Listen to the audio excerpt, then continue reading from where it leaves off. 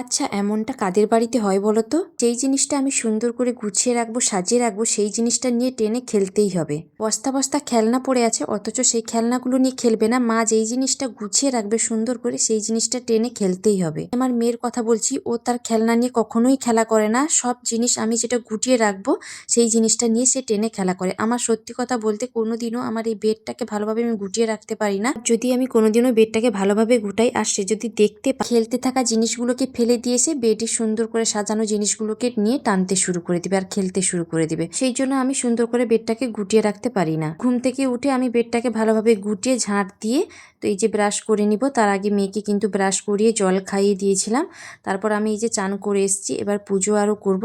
এটা যেহেতু ভিডিওটা কিছুদিন আগের ভিডিও, তো সেই সময় প্রচণ্ড গরম ছিল।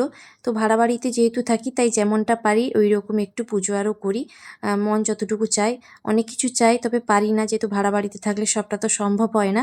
তাই তো তারপরে চান করে সেখানে মেয়েকে পিডিয়াশোর খাইয়ে দিব। পিডিয়াশোর করে নিয়ে এসেছি। তারপর সকালে খাওয়ার জন্য এই যে আজকে ঝাল সুজি করব। তো মেয়েও খুব পছন্দ করে ঝাল সুজিটা, আর আমিও তো পছন্দ করি। আমি বেশি সবজি দেবো না, এখানে শুধু আলু আর গাজরটা দেবো, আর পেঁয়াজ কাঁচা লঙ্কা দেবো। কাঁচা লঙ্কাটা কম দেবো যেহেতু মেয়ে খাবে।